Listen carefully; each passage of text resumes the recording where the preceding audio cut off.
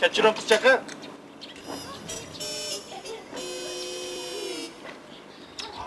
Kimden kaldı ya?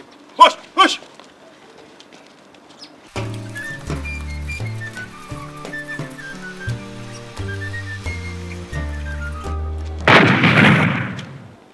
Kaçırın hanım ha?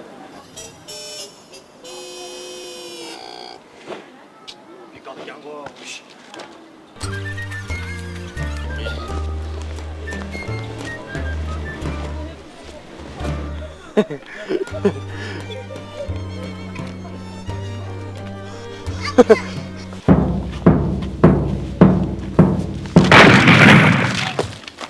Ay, kandan haklı var ya bir yerde.